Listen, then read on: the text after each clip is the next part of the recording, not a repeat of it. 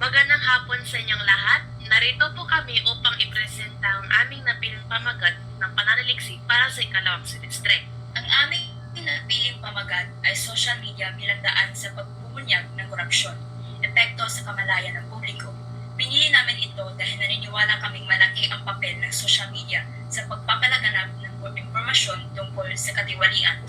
Ang aming pananaliksik ay kayang may sagawa sa loob ng isang semestre. Sa tulong ng mga survey at panayam, mabilis naming makakalap ang mga datos online. Makabuluhan ang aming paksa dahil tumatalak kay ito sa isyong naganap sa ating lipunan. Sa pamamagitan ng pag-aaral na ito, matutulungan naming maunawaan kung paano nakakaapekto ang social media sa kamalayan ng publiko tungkol sa korupsyon. Maraming mapagkukunan ng datos para sa aming pag-aaral. Maaaring kumuha ng impormasyon mula sa mga balita, artikulo at mismong mga opinyon ng mga mamayan sa social media.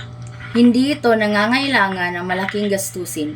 Lahat ng aming kakailanganing impormasyon ay maaaring makuha online, kaya't praktikal at abot kaya itong isagawa. Interesado kami sa baksang ito dahil bilang kabataan, aktibo kami sa social media.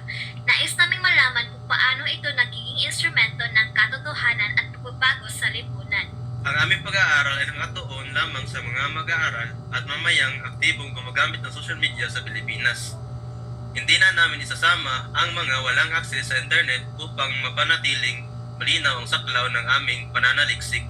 Ang aming paksa dahil patuloy ang paggamit ng social media bilang plataforma ng transparency at pagkilos laban sa korupsyon. Naniniwala kami na ang aming pananaliksik ay magbibigay liwanag sa kamalayan ng publiko at magtuturo sa kabataan ng kahalagahan ng pagiging magpanuri online.